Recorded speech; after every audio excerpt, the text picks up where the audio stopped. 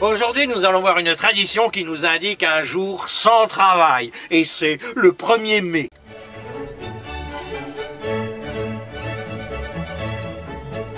De nos jours, vous pratiquez cette tradition qui consiste à dédier le jour du 1er mai comme le jour de la fête du travail, sans travailler. Par exemple, avec ma femme, on est au chômage, on ne fait rien. Alors vous pensez bien que le jour de la fête du travail, ça se respecte. Le 1er mai, on fait moins que rien. Mais d'où vient cette tradition ?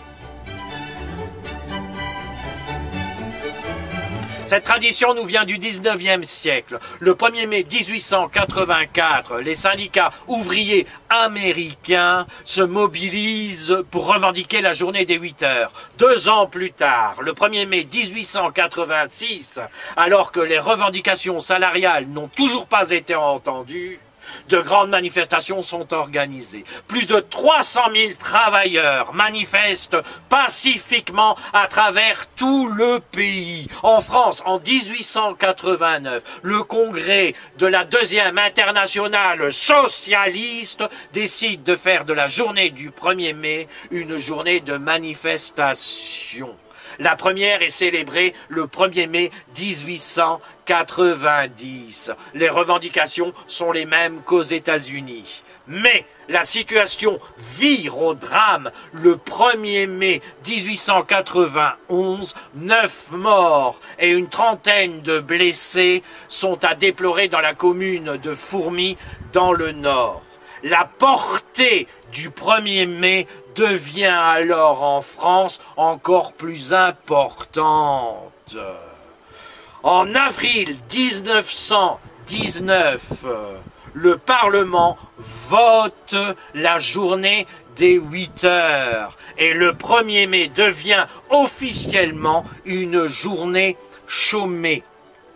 En 1941, sous le régime de Vichy, le maréchal Pétain déclare que la journée du 1er mai sera le jour de la fête du travail et de la concorde sociale. Après la libération, cette journée disparaît jusqu'au 26 avril 1946 où le gouvernement décide finalement de la réintroduire. En 1948, le 1er mai est définitivement institué comme une journée fériée, chômée et payée pour les travailleurs. Voilà d'où vient cette tradition.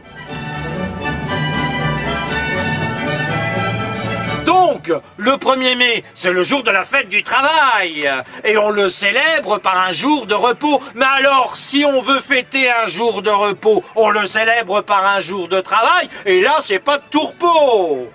Puisqu'en mai, fais ce qu'il te plaît, eh bien moi, je prends congé. Allez, au revoir, et à bientôt. Au revoir.